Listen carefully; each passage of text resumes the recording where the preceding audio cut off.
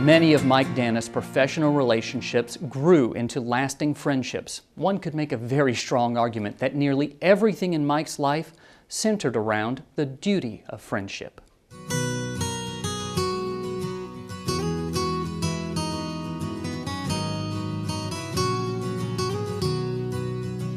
Michael Danna made an art of taking photos like these, but he also liked to be in them, almost always surrounded by friends. Friends who say he was the kind of friend you want to have, period. If you had one friend to have in life, Mike Danna was the guy.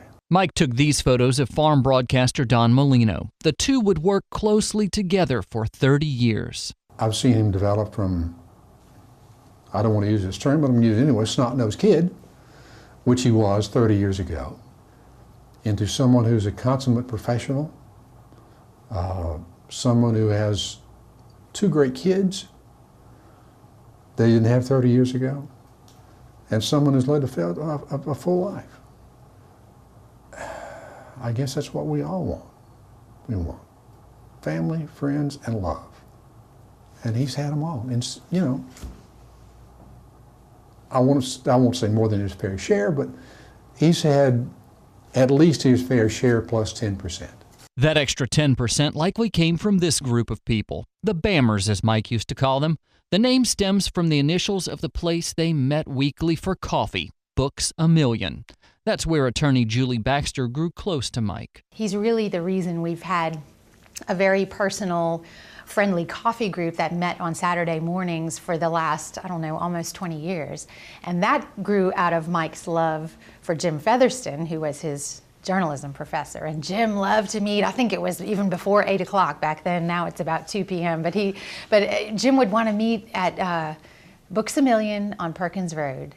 The store doesn't even exist anymore, but Nancy Coffin was the manager, Jim came in, and slowly Mike and Jim Featherston began to gather this group of people who were writers, journalists, PR people, news people, Jim Angster, Bill Sherman, Errol Savoy, myself. Lots of folks would come in and just chew the fat. Mike will live in the hearts of those that he leaves behind. Darren Mann met Mike in 1997 and quickly learned a lesson while chewing the fat over coffee. Friendship was the sweetest responsibility.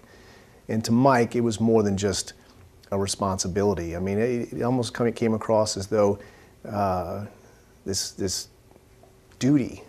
And he was an incredible friend, giving, caring, loyal. I don't know that I've met a finer man than Mike Danna. Radio host Jim Angster and Mike grew close in the coffee group, but the two first crossed paths 30 years ago. My first recollection was when he first started at the Farm Bureau in 1985, and he was providing us with reports during the day at the Louisiana Radio Network.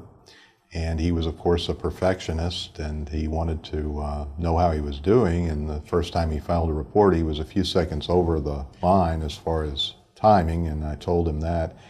And he's never forgotten that story. He would always remind me that I scolded him the first time we talked. There would be no more scolding. Mike and Jim would go on to travel to Israel together in 2004, form the business partnership now known as the Louisiana Farm Bureau Agri-News Radio Network, and learn from one another over the years. I'll miss his smile, his laugh, his voice, his knowledge, his wisdom, his friendship, and his courage. And he showed us what kind of a man he was by the way he departed. Mike Danna showed us not only how to live our lives, but how to exit them as well. There have been people in my life that I love dearly that died I didn't have a chance to say goodbye to, or they haven't a chance to say goodbye to me.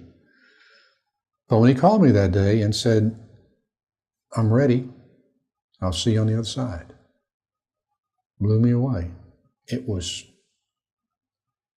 one of the nicest things that's ever been done for me. It did me more good than it did him. To have the chance to say goodbye and tell somebody, "Hey, I've enjoyed knowing you, I love you, I'll be waiting for you." Mike, to me, is probably the highest caliber friend I have. He's fun, he makes me laugh, but Mike was excellent in everything he does, everything. And I don't know how to live in a world that doesn't have Mike Danna in it, because Mike was more than a friend to me. Mike was a family member to me. And truly, Mike was there for me, and before I knew I needed him to be there. Be kind, be generous, enjoy your friends, always show that you're loving, and it's the devotion, reckless devotion, whatever it takes. That's what Mike, it was reckless devotion to his friends. By any means necessary, I am there for my friends, I will help my friends, I will support my friends, and I will love my friends. And he definitely loved his friends a lot. Still to come on this special edition of TWILA, Remembering Michael Danna, the never-before-seen interview that shows Mike's dedication to his job and those who made him the man we loved.